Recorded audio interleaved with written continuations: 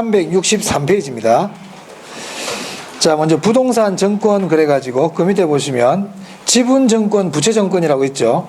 앞에 제가 설명드렸어요. 자, 지분정권은 지분금융을 얻기 위해 발행하는 정권을 아까 지분정권이라고 그랬죠. 대표적인 게 주식입니다. 주식. 그리고 부채정권은 부채금융을 얻기 위해서 발행하는 정권을 뭐라 부른다? 부채정권. 대표적인 게 채권이고요. 채권. 그리고 MBS, ABS도 부채정권이에요. 그래서 일단 MBS는 부채정권이라는 걸 꼭 기억해 주시기 바랍니다. MBS는 부채정권입니다. 부채정권. 자, 그 다음에 그게 좀 혹시나 오해할까 봐 신디케이트가 정권은 아니에요. 신디케이트는 자금을 조달하는 방법 중에 하나인데 뭐 지분금융이니까 뭐 지분정권 이렇게 같이 보셔도 뭐 크게 관계는 없습니다. 근데 MBS와 ABS는 일단 정권 맞아요. 얘는 부채정권이라는 거 기억하세요. 자, 부채정권의 종류인데요. 부채정권의 MBS의 종류.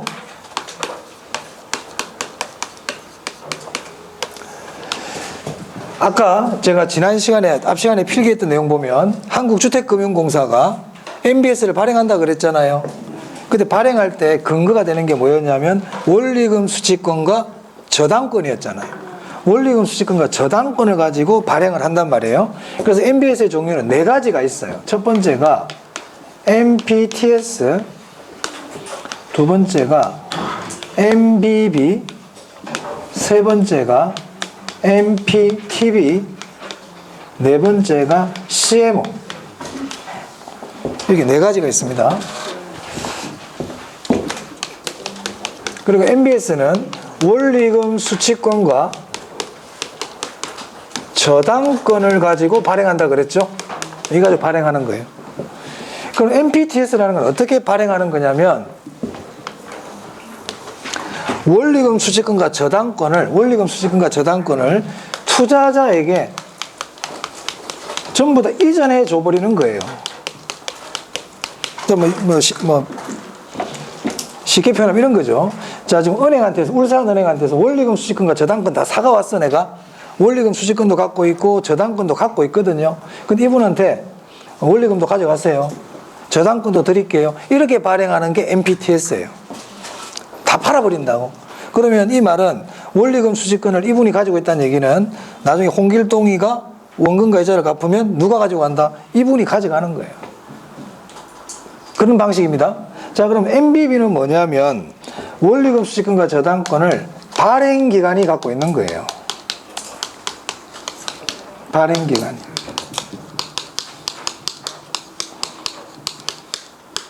그럼 제가 MBB를 발행했다는 얘기는 원리금 수취권과 저당권 내가 그대로 갖고 있고 그냥 별도로 내가 이자 주는 거예요. 이 말은 홍길동이가 돈을 갖고 안 갖고는 아무 상관없이 그냥 제가 이자 계속 주는 거예요, 이분한테. MPTS는 얘가 돈 안 주면 못 줘요. 예? 이거 이해되세요? 자, 홍길동이가 은행 가서 돈 갚잖아. 그럼 이걸 내가 사가왔다니까, 은행한테서. 그러면 홍길동이가 은행에 돈을 갚으면 그 돈은 한국주택금융공사로 들어올 거 아니에요. 근데 이거를 투자자한테 팔아버렸다니까, MPTS는. 그럼 홍길동이가 돈 안 주면 이분 돈 받아, 못 받아? 못 받지. 맞아? 홍길동이가 돈을 빨리 갚아버려도 못 받아. 그런 개념입니다. 근데 얘는요, 발행기관은, MBB는 발행기관이 다 갖고 있다 그랬잖아요. 그 말은 홍길동이가 원리금 수취권을, 홍길동이 원리금을 갚으면 발행기관이 일단 갖고 있고, 투자자한테는 뭘 주느냐면 그냥 내가 이자 주는 거야. 이거 아무 관계 없이. 그런 개념이에요, 이게. MPTB는 뭐냐면 원리금 수취권은 투자자가 가지고 있고 저당권은 발행기관이 갖고 있어요. 똑같아요. CMO도. 제가 하는 말이 원리금 수취권을 갖고 있다는 게 무슨 말인지 이해됩니까? 자, 일단 원리금 수취권과 저당권을 누가 가지고 있는지 이거 꼭 알아야 됩니다. 이거 꼭 알아야 됩니다. 이거. 이 자체를 바로 물어봅니다. 바로. 그러면 조금 외우는데 도움이 되도록. 이것도 뭐 썩 그렇게 뭐 과학적인 방법은 아닌데. 자, T엇. S. 우리 S라는 거 영어로 복수를 얘기하죠. 북스 이러면 북이 책 두 권 이상이잖아. 그러니까 T가 두 개 이상이 두 개 TT MPTS. 자, 그다음 BB 발발. 예? 됐어요? 이런 걸 되게 좋아하네. 자, MPTB T 투자자 발 바뀌면 낭패 본다. 그대로 기억해내야 돼. 그래서 바뀌면 낭패 봐. 여기서 낭패 봐버려. MPTB에서 낭패 본단 말이야. 그러니까 원리금 수익권이 먼저예요. 그리고 CMO는 똑같다. 이렇게 됐어요. 자, 그럼 다시 봅니다. 자, 원리금 수익권을 투자자가 가지고 있다는 얘기는요. 원리금 수익권을 투자자가 갖고 있다는 얘기는 아까 홍길동이가 원리금을 주면 투자자가 그걸 받아가겠다는 얘기거든요. 맞아요? 근데 홍길동이가 2년 만에 갚아버리네? 홍길동이가 갚아버려. 그러면 원리금이 들어와, 안 들어와? 안 들어오지? 그러면 투자자가 위험을 부담해야 될 거 아니에요? 홍길동이가 돈을 빨리 갚아버리면 돈을 못 받죠? 그걸 조기상환위험이라 그래요. 빨리 갚아버리면 못 받는 위험. 그걸 조기상환위험이라 그럽니다. 이 조기상환위험은 원리금 수취권을 갖고 있는 사람이 부담해요.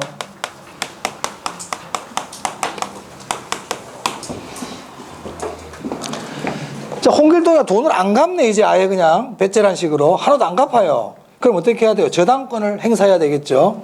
맞습니까? 그럼 홍길동이가 돈을 안 갚는 거를 채무불이행이라 그러거든요. 그래서 채무불이행 위험은 저당권을 가지고 있는 사람이 부담합니다.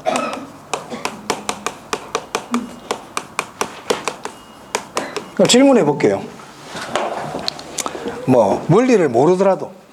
자, 그럼 MPTS는 원리금 수취권을 누가 가지고 있다? 투자자가.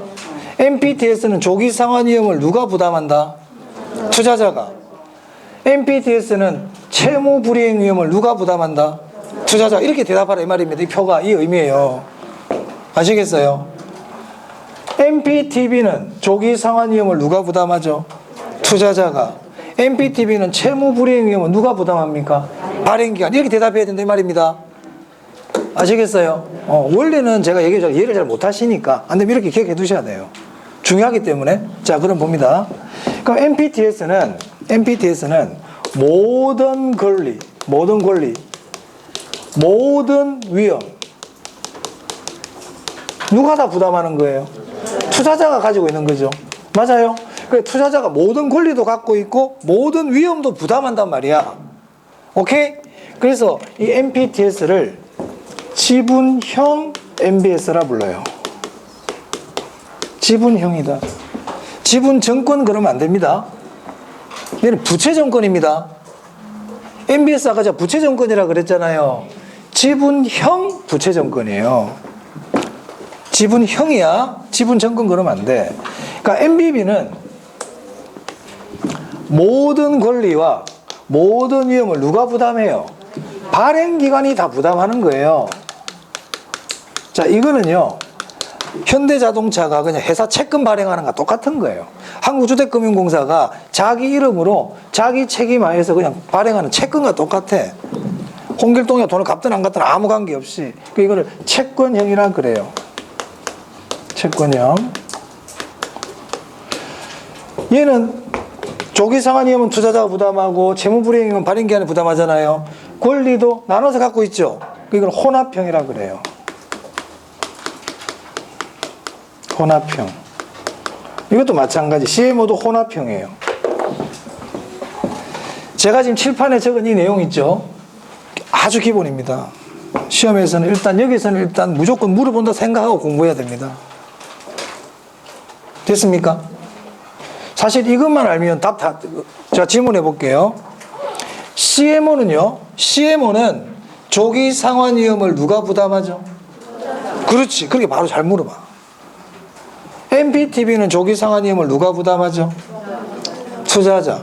MBB는 조기상환위험을 누가 부담하죠? 그럼 가만히 보니까 MBB 빼고는 조기상환위험을 전부 다 투자자가 부담하네. 맞아요? 오케이. 됐어요? 자, 그런데 이제 또 볼게요. 표현 방법이거든요. 표현 방법. 자, 조기상환을 콜이라 그래요. 조기 상환을 콜이라 불러요. 콜. 자, 그러면 홍길동이 하고 우리 차입자 홍길동 있죠. 홍길동이가 조기 상환을 했어. 콜을 했다고. 콜을. 그러면 MPTS 투자, 나는 MPTS 투자자야. 난 MPTS 투자자예요. 근데 홍길동이가 콜을 해버렸네. 그러면 조기 상환 위험을 누가 부담해? 투자자가 부담하죠. 그 말은 콜에 대한 방어가 돼요, 안 돼요? 안 되지. 그래서 투자자가 조기 상환 위험을 부담하는 것을 콜 방어가 불가능하다 이렇게 표현합니다. 표현 방법이 그래요. 자, 정리하면 이래요. MPTS, MPTB, CMO 이 세 가지 정권은 조기 상환 위험을 누가 부담한다? 투자자가 부담한다 그랬어요. 조기 상환 위험을 투자자가 부담한다. 시험에 많이 나왔어요. 이거 굉장히 중요하다고요. 굉장히 중요하다고 이게. 그럼 이걸 어떻게 표현하느냐? 콜 방어가 불가능하다 이렇게 얘기합니다. 그럼 시험에서 MPTS, MPTB, CMO는 콜 방어가 가능하다, 콜 방어가 불가능하다? 콜 방어가 불가능하다고요. 그럼 뭐만 콜 방어가 돼? MBB만 콜 방어가 돼. MBB만 콜 방어가 돼. 왜? 조기 상환 위험을 발행기관이 부담하니까. 이해됐습니까? 네. 여기까지 꼭 알아야 됩니다. 자, 그 다음 363페이지 보시면요. 이제 이체 정권 MPTS 나와 있죠. 찾으셨어요? 거기 보면 1번부터 5번까지 내용이 쭉 나와 있는데 제가 말씀드린 게 거기 다 있어요. 누가 무엇을 갖고 있고 지분이 형이고 콜 방어가 불가능하며 뭐 이런 말 보이죠? 뭐 수명 얘기가 나오네요. 자, 이렇게 보세요. 외우려고 그러지 말고요. 자, MPTS는 모든 위험을 누가 부담한다? 투자자가 부담하거든. 맞아. 그래서 수명이 짧아. 빨리 죽어. 참고로 아시면 돼요. 책이 있기 때문에 설명드립니다. 그럼 이 네 가지 정권 중에 투자자에게 가장 큰 이익을 주는 건 뭘까요? 어떤 게 수익이 제일 높을까요? 이 네 가지 중에. 왜 MBB예요? 물어보자. 판단 근거가 있을까요? 발행기관이 위험을 부담. 그럼 발행기관이 위험을 부담하면 투자자가 수익이 제일 높습니까? 그럼 투자자는 위험이 없네? 그러니까 위험은 적은데 수익은 많네? 그런 게 있다 해서 없다고 그래서 내가. 없다고 그랬잖아요. 그죠? 그러니까 제가 늘 기본이 뭐예요? 투자자는 위험이 커지면 거기에 따른 수익도 크다 그랬어요. 맞아요? 그럼 누가 수익이 제일 많을까요? 그렇죠. MPTS가 수익이 제일 높아요. 그 대신 위험하잖아. 그렇죠. 발행기한의 위험이 크면 발행기한의 수익이 많아야지. 맞습니까? 그래서 MPTS가 수익이 제일 높아요. 그 대신 수명이 짧아요. 위험하다 보니까. 그럼 어떤 게 수익이 제일 작을까요? 투자자 입장에서. 그렇지. MBB는 투자자는 위험이 하나도 없어. 그냥 안정적으로 이자 계속 받는 거야. 위험 하나도 부담 안 해도 돼. 맞습니까? 질문해 볼게요. 자, MPTS는 제가 그냥 밑도 끝도 없이 바로 MPTS는 홍길동으로부터의 자금 흐름이 투자자에게 자금 흐름이 그대로 연결된다, 단절된다? 연결되는 거예요. MPTS 연결되는 거예요. 그 현금 흐름이 그대로 오는 거예요. MBB는요 단절되는 거예요. 그 현금 흐름이 아니에요. 그래서 MPTS는 매달 줘요. 홍길동이 매달 갚잖아. 매달 줘요. MBB는 보통 6개월마다 줘요. 현금 흐름 자체가 다르다고. 홍길동의 현금 흐름하고는 아무 관계가 없어요. MBB는. 무슨 말 알겠습니까? 그러니까 투자자는 위험 하나도 부담 안 해도 돼. 쟤하고 아무 상관이 없다고. 그런 의미입니다. 그런 의미입니다. 자, 그 다음에 동그라미 4번, 이체정권에 동그라미 4번에 보시면 초과 담보라는 게 있어요. 찾으셨어요? 네, 거기 설명드립니다.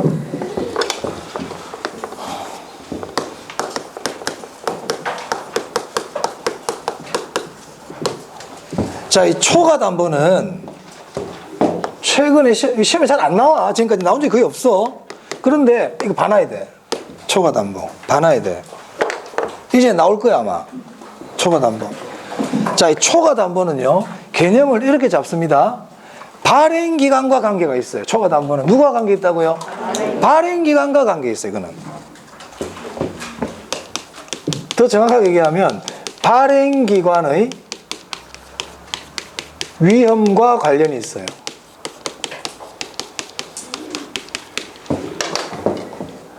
그럼 이 말 자체를 가만히 보면 이 초과담보는 발행기간의 위험과 관련이 있다고 그랬잖아요. 그럼 이걸 거꾸로 생각하면 발행기간이 위험이 없어. 발행기간에 위험이 없으면 초과담보는 필요할까 필요 없을까? 필요 없다는 뜻이야 저 말이. 초과담보는 발행기간의 위험과 관계있다고 그랬잖아요. 그러면은 발행기간이 위험이 없으면 초과담보는 필요하다 필요 없다? 그럼 또 적어 드릴게. 또 유추가 안 되니까.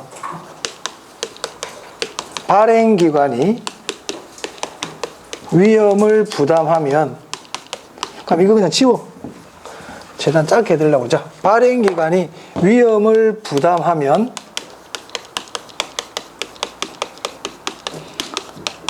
초과담보가 필요하다. 자, 이건 이해됩니까? 그럼 질문해 볼게. 자, MPTS.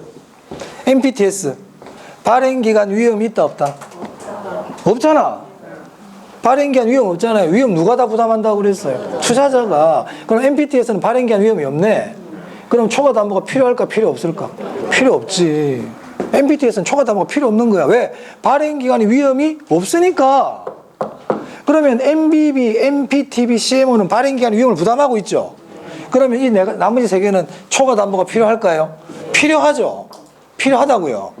그럼 질문 더 해볼게. 자꾸 적어주는 건 배우려고 그러지 말고. 그러면 발행기간의 위험은 MBB가 커, MPTB가 커? 발행기간의 위험이. MBB가 크지. MBB는 모든 위험을 발행기간에 다 부담하는데. 그죠?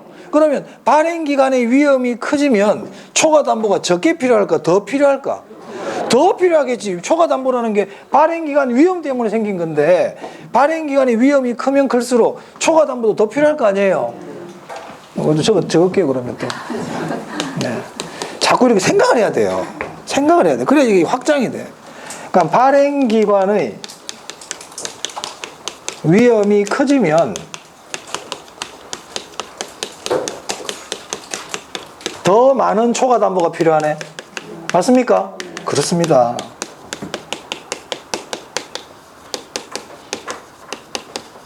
그러면요, 초과담보의 크기를 한번 순서를 한번 나타내 볼게요.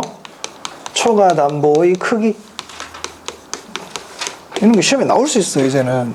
자, 초과담보 크기는요, MPTS는 초과담보가 필요 없다고 그랬잖아. 그러면 어떤 게 제일 클까? MBB가 제일 크지. 위험이 제일 크니까, 발행기간이. 그 다음에 MPTB, CMO는 같으니까 놔두고요. 혼합이니까 그냥 비교하지 말고. 그 다음에 어떤 게 제일 작아?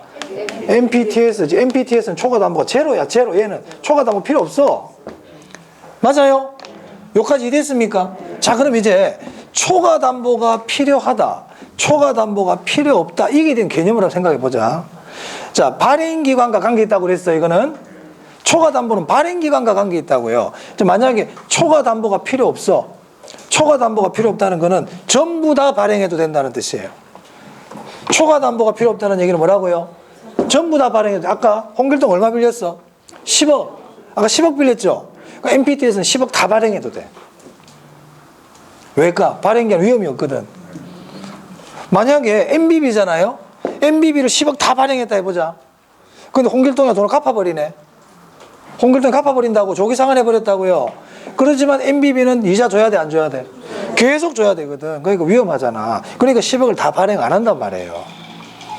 무슨 말인지 알겠어요? 그래서 초과담보가 필요하다는 말은 다 발행해도 된다. 아, 초과담보가 필요 없다는 건 다 발행해도 된다. 초과담보가 필요하다는 말은 다 발행하면 안 된다, 이 얘기야. 적을게요, 그것도. 적을게요. 초과담보가 필요 없다.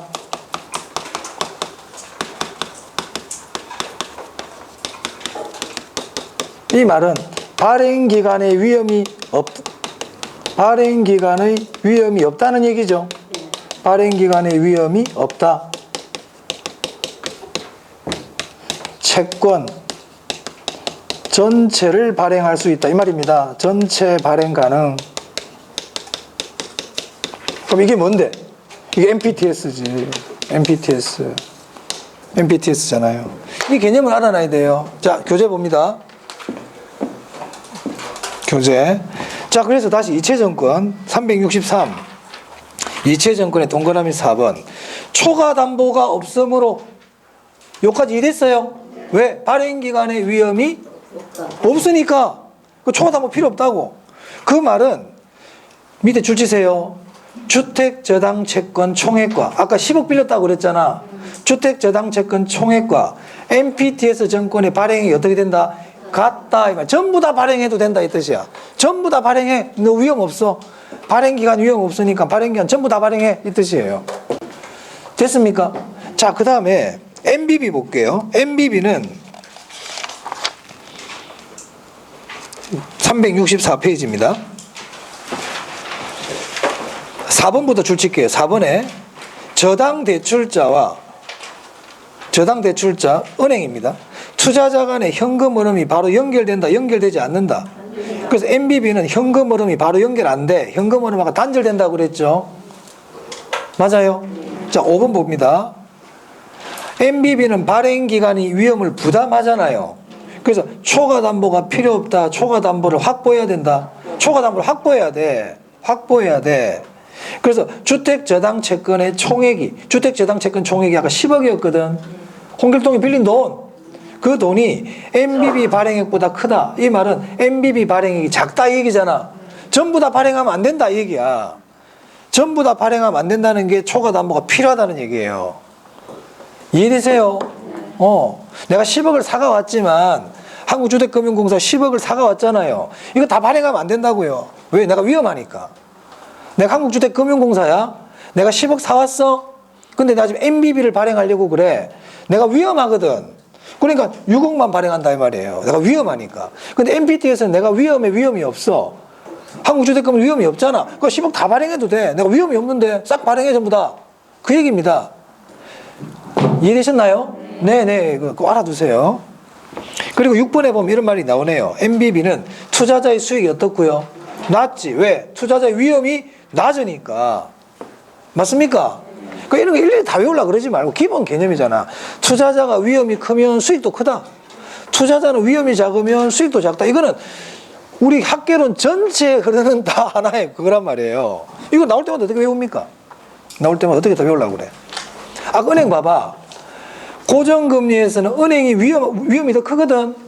그러니까 이자 많이 받는다고 그랬잖아 아까. 은행이 위험하니까 돈 더 내라 이렇게 얘기하는 거잖아요. 맞아요? 그런 거 다 그래 다 그래. 자, 그 다음에 양가로 4번인데요. 양가로 4번에 보시면 CMO 나오죠. 그 양가로 4번 그 다계청 저당증 옆에 여백에다가 이렇게 적으세요.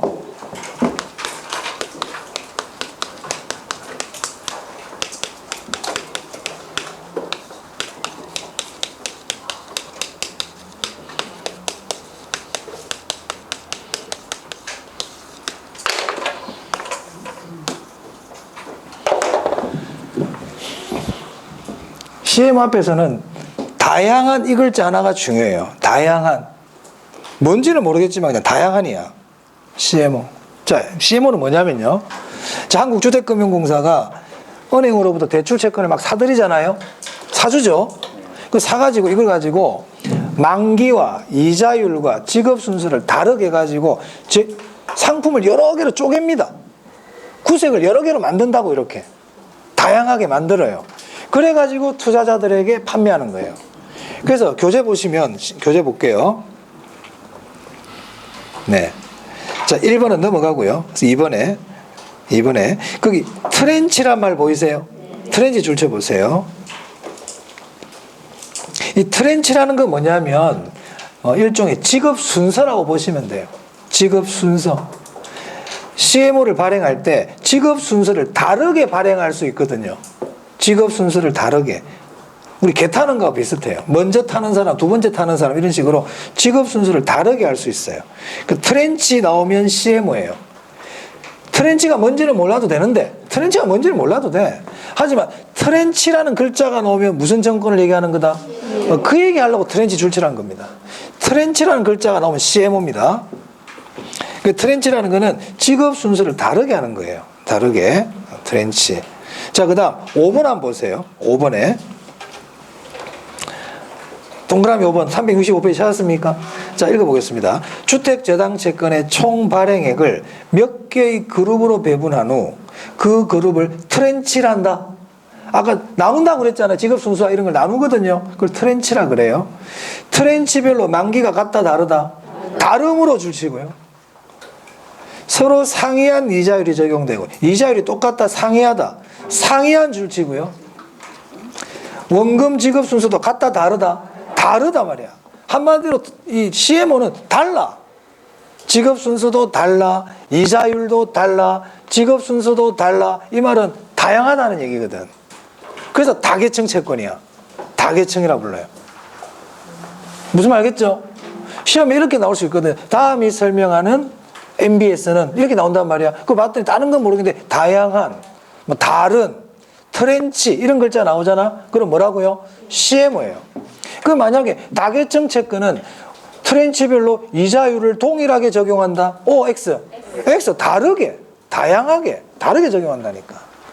무슨 말 알겠어요? 그러면 CMO를 얘기하는데 동일하다, 뭐 획일적이다 이런 말로 X겠네. 그래, 그건 다계층이 아니지. 다르게 발행하는 건데. 자, 그 다음에 7번 보세요. 거기 보시면 맨 밑에 장기 투자자들이 원하는 콜 방어를 실현시킬 수 있다 보이세요? 그 줄칩니다. 자, CMO는 콜 방어가 됩니까 안 됩니까 원래? CMO는 콜 방어 돼 안 돼? 안 된다. MBB만 된다. 콜 방어는 원래 뭐만 된다? MBB만 돼요. 그런데 이 CMO는 지급 순서가 다르다 그랬죠. 그러니까 오래 기다린 사람들이 있단 말이에요. 오래 기다린 사람이 있어. 근데 이 사람한테 조기상환 위험도 네가 부담해라 그러면 그거 누가 사겠습니까? 그래서 제트 트렌치처럼 맨 마지막에 받는 이런 장기 투자자들은 콜 방어를 어느 정도 인정해줘요. 그럼 CMO 어떻게 정의하면 된다? 이렇게 정의하면 됩니다. 자, CMO는 원칙적으로 조기상환 위험을 누가 부담해? 원칙적으로 조기상환 위험? 투자자가 부담해. 투자자가 부담해. 그런데 장기 투자자인 경우에는 콜 방어가 가능할 수 있다. 이렇게 정리하시면 됩니다. CMO 원칙적으로 콜 방어 안 된다.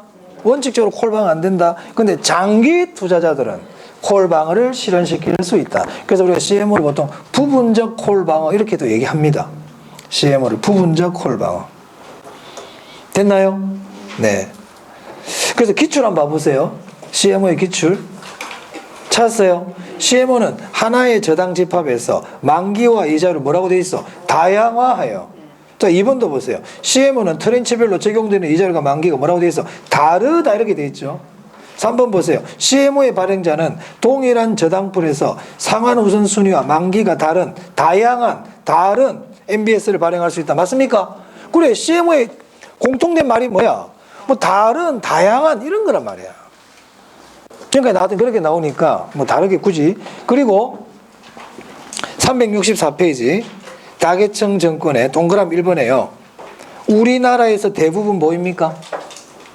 364페이지 동그라미 1번의 셋째 줄에 우리나라에서 대부분을 차지하는 보이세요? 줄 치세요. CMO가 우리나라에서 가장 많이 발행하는 거예요. 왜 그럴까요 이거? 우리나라 사람들은 참 개성이 다양하거든요. 메뉴가 다양하잖아 우리나라. 된장찌개 가면 김치 된장찌개, 카레 된장찌개, 김밥천국에 가면 메뉴가 몇 개야?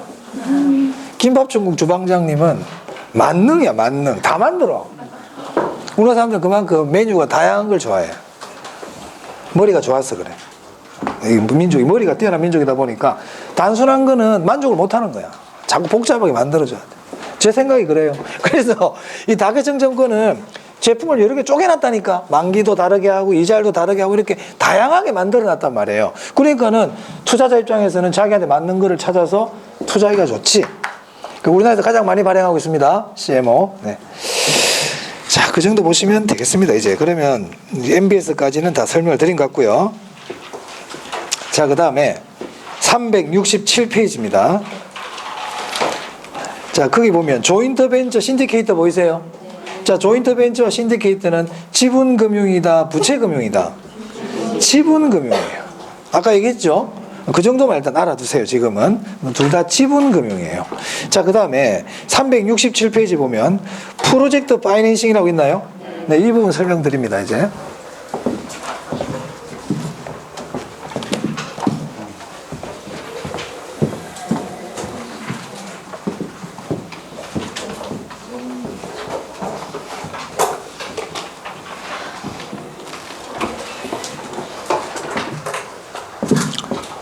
페이지 467.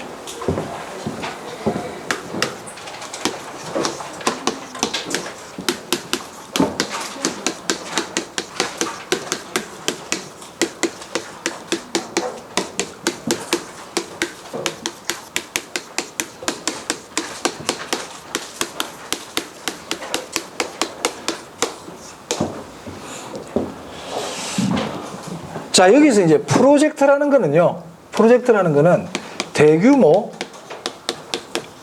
장기 공사를 보통 얘기해요. 대규모 장기 공사. 지금 뭐 가덕도 뭐 공항 짓는 다음에 뭐 그런 것처럼 그런 거예요, 프로젝트. 그러면 프로젝트 금융이라는 거는 저는 대규모 장기 공사를 위한 자금 조달이다. 이렇게 보시면 되겠습니다. 그럼 우리 시험에서는 이 프로젝트 금융이 다른 자금 조달 방법과의 차이점이 있어요. 차이점. 일단 그것부터 알아야 돼. 차이점부터. 자, 한번 볼까요? 뭐 제가 설명은 좀 뭐 이렇게 길게 하지만 실제 시험에서 여러분들이 딱 몇 개만 외우면 되거든요. 원래는.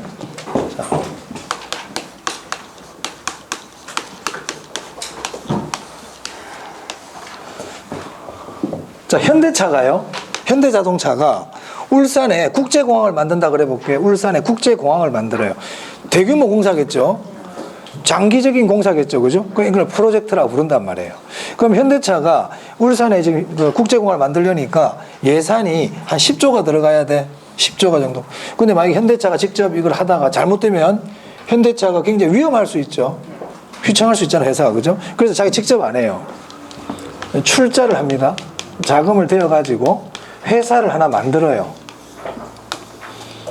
이 회사는 프로젝트를 위한 회사예요. 프로젝트 회사. 울산에 국제공항을 만들기 위해서 생긴 회사란 말이에요. 그럼 이 프로젝트 회사는 울산의 국제공항이 다 완성이 되죠. 그럼 이 회사는 해산이야. 해산. 그럼 이 회사는 어떤 특수한 목적을 위해서 만든 회사다. 그죠? 맞아요. 이런 회사들을 특수목적 회사라 불러요. 특수목적 회사, 특수목적 법인. 네, 보통 그래 SPC 이렇게 부릅니다. SPC. 특수목적 회사. 이런 특수목적 회사들은 일반적으로 직원 없어요. 아니 조금 있어 없어질 회사인데 직원 뽑아가지고 퇴직금 주고 4대 보험 넣어주고 이럴 필요가 없거든. 그래서 이런 경우는 보통 명목상 회사가 많아. 명목상 회사라는 거는 서류상으로만 존재하는 회사예요. 명목상 회사가 많아요. 자, 앞으로 명목상 회사라는 말이 나오잖아요. 그럼 이 회사들은 법인세 감면 혜택이 있어요. 물론 일정한 요건을 갖춰야 되지만 법인세 감면 혜택이 있습니다. 그럼 만약에 프로젝트 금융에서 이 프로젝트 회사, 특수목적 회사는 법인세 감면 혜택이 있다. 맞아요. 예전에 최근에 나온 시험 문제입니다. 법인세 감면 혜택이 있다고요? 있어요. 그러면 이제 이 프로젝트 회사가 프로젝트를 진행해요. 프로젝트를 진행한다. 그럼 이 프로젝트를 진행한다는 것은 자금의 조달이라든지 시공사를 선정한다든지 뭐 시행을 한다든지 뭐 분양을 한다든지 이런 일들을 전부 다 누가 한다는 겁니까? 부동산 프로젝트 회사가 한다는 얘기죠. 프로젝트 회사가 일을 한다는 얘기예요. 무슨 말인지는 이해되셨어요? 자, 그럼 여기서 이제 이 사업주와 프로젝트 회사와의 관계는 어떤 관계냐? 물론 내부적으로 얘가 돈을 댔잖아요. 하지만 외형상 법적으로 신용적으로는 이 둘의 관계는 절연 관계예요. 관계가 없어요. 관계가 없습니다. 오케이? 그럼 관계가 없다는 얘기는 프로젝트가 잘못되잖아. 프로젝트가 잘못된다고 그래서 사업주가 책임을 진다 안 진다? 책임 안 집니다. 사업주도 망할 수 있잖아요. 사업주가 망해도 프로젝트는 계속 진행된다 이 뜻입니다. 됐어요? 그런 내용이에요. 자, 그 다음에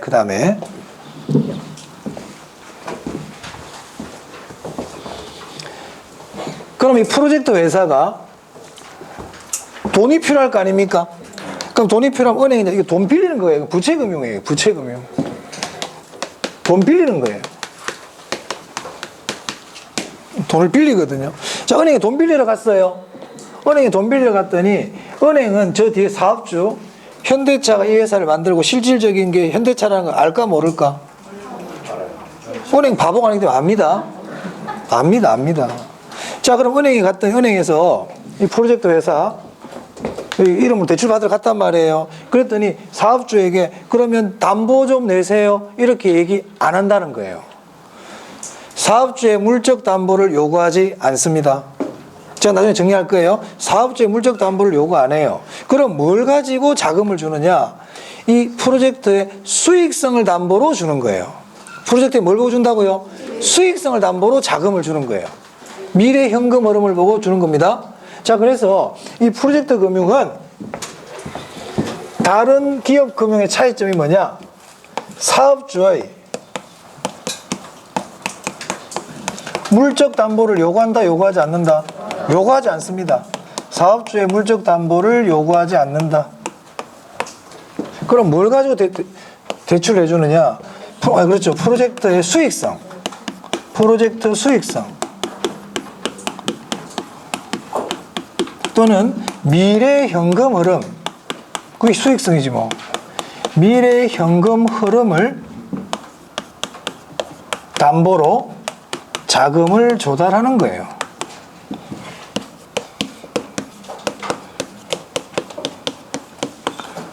이것만 알아두셔야 됩니다. 사업주에게 물적 담보를 요구한다, 요구하지 않는다? 요구하지 않습니다. 됐어요? 이게 지금 딱 기본이에요. 이게 지금 기본. 이게 이제 프로젝트 금융의 그 원뜻이야. 자, 그럼 이제 우리는 뭘 공부해야 되느냐?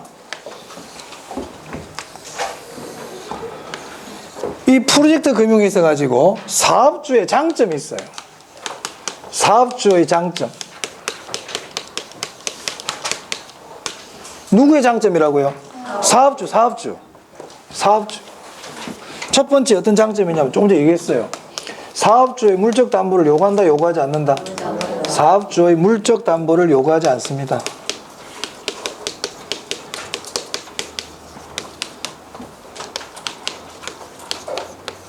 사업주에게 물적 담보를 요구하지 않아요.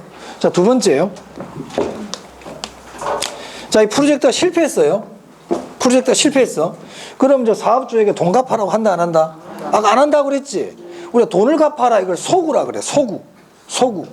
근데 돈 갚아라 못 한다고 그랬잖아요. 그래서 이거를 사업주에게 소구할 수 없다. 이거를 비소구 금융이라 그래요. 비소구 금융.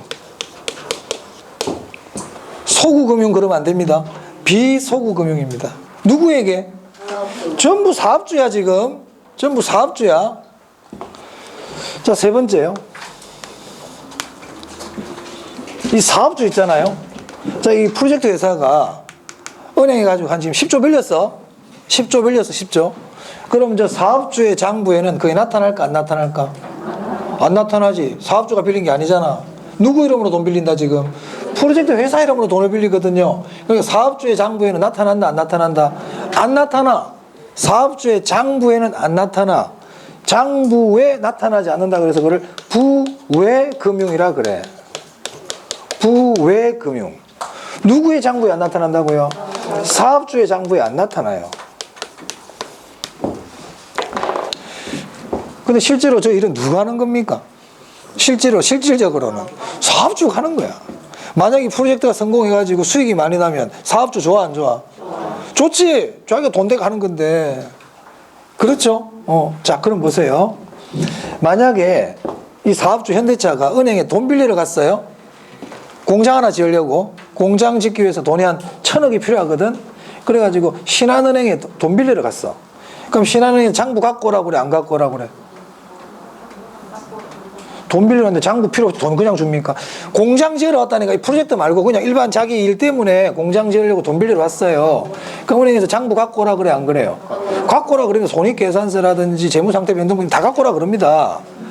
그러면 그 장부에 봤더니 부채 10조, 이 프로젝트 여기서 발생한 부채 10조가 딱 적혀 있어, 장부에. 그럼 은행에 돈 빌려줘, 안 빌려줘? 사장님 지금 장난합니까? 지금 10조가 있는데 뭘 또 돈을 또 빌려달라는 얘기입니까? 안 빌려주겠지?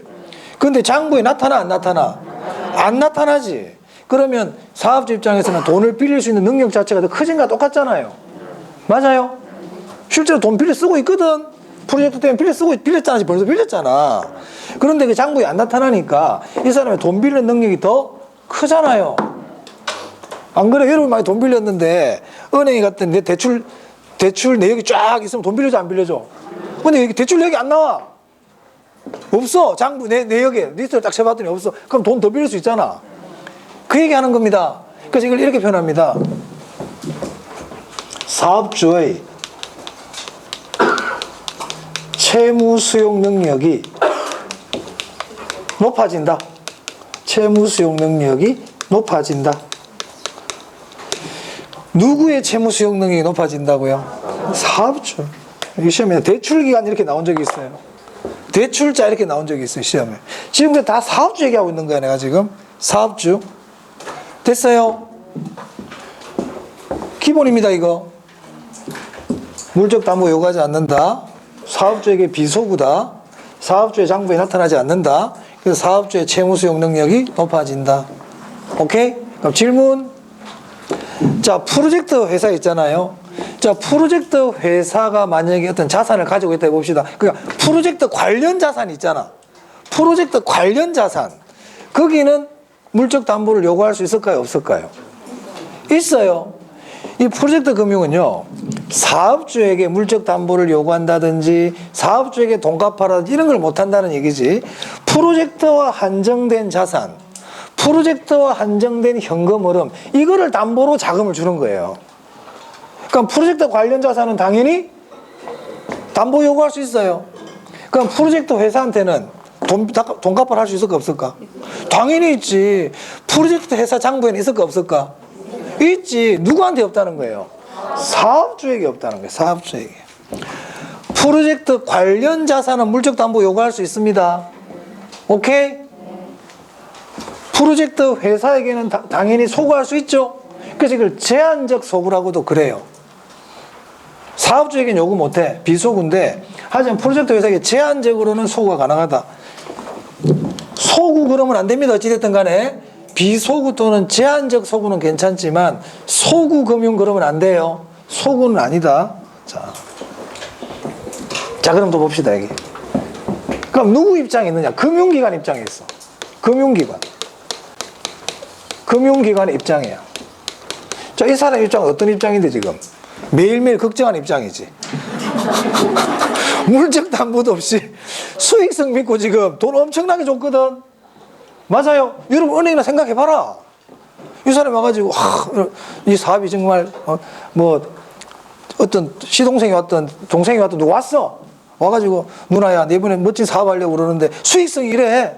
나 담보는 없어. 내 수익을 믿고 한 5억만 빌려줘. 5억 빌려줬다. 잠 못 자지 이제. 은행 그런 입장이잖아 지금. 맞아요. 그럼 이자 작게 받아야 돼? 많이 받아야 돼? 그래, 위험이 크잖아. 그러니까 은행은 일단 높은 이자를 받아야 돼. 높은 금융비용이야. 그 동생이 이러는 거야. 누나야 이거 해가지고 대박 나면 누나한테 나 2배로 갚아줄게. 이렇게 얘기한단 말이에요. 그래, 은행은 이 프로젝트가 성공만 하면 큰 수익을 낼 수 있지. 그래, 그거 보고 주는 거야. 아시겠어요? 그래도 하지만 이자는 많이 받아야 돼. 이자는. 자, 그 다음. 자, 프로젝트 회사가 이제 자금을 이제 줄 거 아닙니까, 은행에서. 그거 주는데 얘들 통장으로 돈을 넣어줬단 말이에요. 얘들 통장으로. 그럼 어떻게 돼? 불안해, 안 불안해? 동생이 와가지고 내 동생이 전력이 있는 거야. 돈 줬다면 내 그냥 들고 나르고 사업도 제대로 안 하고 이랬단 말이에요. 그러면 내가 돈은 주되 니는 못 믿겠다. 좀 믿을 수 있는 통장을 갖고 와라. 이런 얘기 할 수 있어 없어? 있지. 그래서 은행은 여기에 돈을 바로 안 넣어줍니다. 별도로 자금을 관리할 수 있는 계정이 있어요. 그거를 에스크로우 계정이라 그래요. 이걸 우리가 자금 결제 위탁 계정이라 그러거든요. 그럼 시험에서 에스크로우 계정을 운영한다 뭐 이렇게도 낼 수 있지만 맞는 말이죠. 에스크로우 계정을 운영한단 말이에요. 근데 만약에 시험에서 시행사나 시공사 통장에 직접 입금한다. O입니까? X입니까? X예요. 프로젝트 금융은 자금 관리를 느슨하게 한다. 철저하게 한다. 철저하게 합니다. 자금 관리를 엄격하게 철저하게 합니다. 에스크로우 계정을 통해서. 자, 그러면요. 에스크로우 계정에 돈이 들어왔어요. 그럼 이 돈에서 자금을 집행할 때 시행사의 이익부터 줘야 될까요? 시공사의 공사비부터 줘야 될까요? 공사비 먼저 줘야 되겠지. 공사비를 우선 집행합니다. 이것도 시험에 2번 나왔다. 시행사의 이익을 먼저 집행한다 이렇게 나왔어. 도둑놈 심보지 그거는. 공사비 우선 집행합니다. 기억해 주세요. 에스크로우 계정은 우리 생활에도 많이 써요. G마켓 물건 샀어. 결제했다. 판매자한테 돈 바로 안 가요. 에스크로우 계정으로 들어갔다가 물건 구입한 사람이 받았다는 게 확인이 되면 판매자에게 돈을 넣어줘요. 다 에스크로우 계정입니다. 직접 안 넣어준다니까 그 사람 계좌로. 바로 안 넣어줘요. 됐어요. 요 정도까지는 아셔야 돼요. 요 정도 같이. 자, 그 다음에 기타 사항.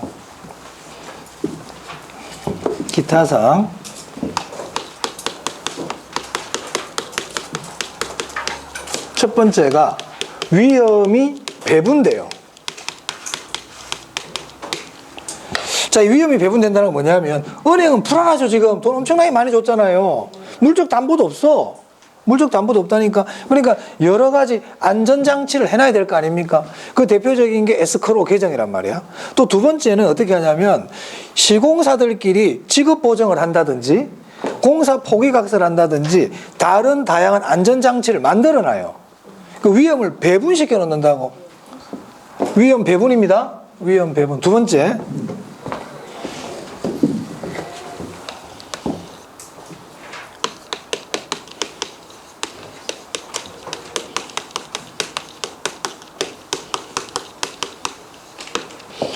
정보의 비대칭이 감소해요. 정보의 비대칭이 감소해요. 자, 이건 무슨 말이냐면요.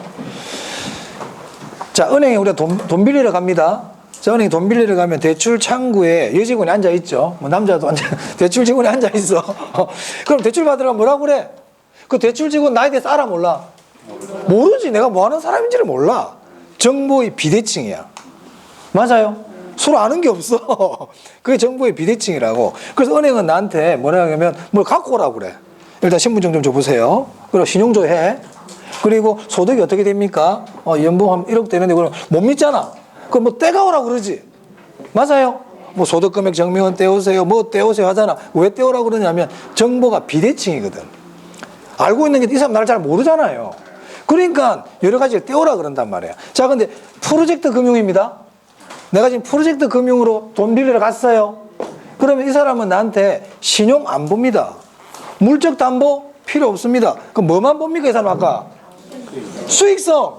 미래 현금 흐름만 본다고 그랬잖아. 그럼 나한테 뭐 갖고 오라고 그러겠어? 사업 계획서 갖고 오라 그러지. 사업 계획서. 맞아요. 난 그거 하나 들고 가면 돼. 그럼 사업 계획서 갖고 가면 여기 이제 대출 창구 직원 내 앉아잖아. 뭐 책상에 뭐 올리면 돼? 사업 계획서 올리고 둘이 똑같이 복사해가지고 둘이 다 같이 보면서 같이 얘기하는 거야 이제. 5페이지 한 펴보세요. 똑같은 자료 들고 하는 거야 지금. 정보의 비대칭이 증가합니까? 감소합니까? 아는 게 똑같잖아. 이것만 가지고 검토하면 되잖아. 사업성만 검토하면 되죠. 사업성만 검토하면 되기 때문에 정보의 비대칭이 감소한다. 사업성만 검토하면 되기 때문에.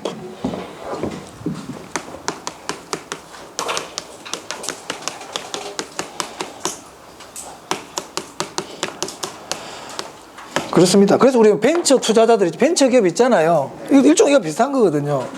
벤처 기업이나 우리 기술 신보, 이런 기술 보증기관 갔을 때 사업계획서 갖고 오라 그러거든요. 그럼 그 사람들은 이 사업 자체가 수익성 있고 가능성이 있으면 이 사람이 비록 신용이나 이런 지금 현재 그게 좀 안 좋더라도 그 보증서를 끊어주는 게 기술신용보증기금에서 하는 거잖아요.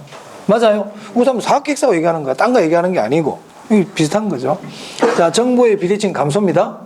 자, 그래서 교재에 보면 이런 말들이 있으니까요. 여러분 쭉 제가 필기해 놓은 내용들만 위주로 잘 보시면 되겠습니다. 자, 그래서 프로젝트 금융까지 봤어요. 자, 369페이지 한번 볼까요? 거기 문제가 기본 예제가 있는데, 네. 3번 한번 보겠습니다. 3번. 최근에 나왔던 문제네요. 사업주가 특수 목적 회사인 프로젝트 회사를 설립하여 프로젝트 금융을 활용하는 경우에 관한 설명이다. 옳은 것은 단 프로젝트 회사를 위한 별도의 보증이나 담보 제공은 없다. 자, 1번. 프로젝트 금융의 상환 재원은 사업주의 모든 자산을 기반으로 한다. 틀려져. 이게 중요해. 사업주라는 말이 들으면 안 돼. 사업주가 아닙니다. 사업주는 책임 안 져요. 틀렸고. 2번. 사업주의 재무상태표에 해당 부채가 표시된다. 재무상태표가 일종의 장부입니다. X죠. 해당 프로젝트가 부실화되더라도 대출 기간의 채권 회수에는 영향이 없다. 은행 망합니다. 그죠? 막대한 영향이 있지. 4번. 일정한 요건을 갖춘 프로젝트 회사는 법인세 감면을 받을 수 있다. 자, 받을 수 있다고 그랬잖아. 이게 답이네요. 5번요. 프로젝트 사업의 자금은 차주가 임의로 관리한다. 아니, 엄격하게 관리한 거라서 에스코로 계정을 통해서 임의로 관리하는 게 아니라니까. 자기가 직접 못 써요. 통장 별도로 만들어 써야 돼. 별도의 통장이 있다니까. 하나만 더 볼까요? 2번. 틀린 겁니다. 프로젝트 금융에 관한 설명이다. 틀린 것은 특정 프로젝트로부터 향후 일정한 현금 흐름이 예상되는 경우에 사전 계약에 따라 미래에 발생할 현금 흐름과 사업자 자산을 담보로 자금을 조달하는 금융기법이다. 어떻습니까? 이게 지금 네, 이 뒤에 말이 틀렸죠. 이게 좀 약간 오타가 아닌가 싶어요. 제가 나중에 확인 한번 해볼게요. 발생 현금으로 맞죠? 사업주 자산을 담보로 하는 건 아닙니다. 제가 봐서 이게 프로젝트 자산이라 그러면 맞는데 약간의 좀 제가 봐도 오류가 좀 있는 것 같아요. 이거 제가 나중에 확인해 볼게요. 실제 문제 이렇게 안 나왔어요. 사업자 자산이 아니고요. 프로젝트 관련 자산 그렇게 나왔을 겁니다. 아마 제 기억에. 프로젝트 관련 자산 그럼 맞습니다. 사업주 자산은 담보로 하는 거 아니에요. 자, 2번 볼게요. 일반적으로 기업 대출보다 만약 이렇게 나왔다면 틀린 거야. 시험 좀 이렇게 나왔으면 X예요. X. 자, 2번에 일반적으로 기업 대출보다 금리 등이 높아 사업이 성공할 경우 해당 금융기관은 높은 수익을 올릴 수 있다. 맞습니까? 맞고요. 프로젝트 금융의 자금은 건설회사 또는 시공회사가 자체 계좌를 통해 직접 관리한다. 이게 확실히 틀렸죠. 자, 근데 1번 지문 있잖아요. 만약에 이 3번이 확실히 틀렸지 않습니까? 근데 1번 지문을 봤을 때 시험 이렇게 나왔어. 제가 확인해 봐야 되지만 이게 좀 논란거리 될 수 있어요. 사업자라는 거하고 사업주라는 게 조금 똑같은 건 아니거든요. 사업주는 얘예요, 얘. 그러니까 용어가 이게 항상 헷갈리는 거야. 얘가 시행사라 부르거든요. 시행사를 사업자를 할 수도 있어요. 이게 논란거리가 될 수 있는데 제가 만약 이렇게 나왔잖아, 실제로. 그럴 때는 이거는 사업주가 아니고 사업자잖아요. 그럼 일단 이거 넘어가야 돼요. 근데 사업주 그럼 X입니다. 사업주하고 사업자 약간 틀린 개념이거든. 보니까 사업자네요. 사업자 제가 보니까.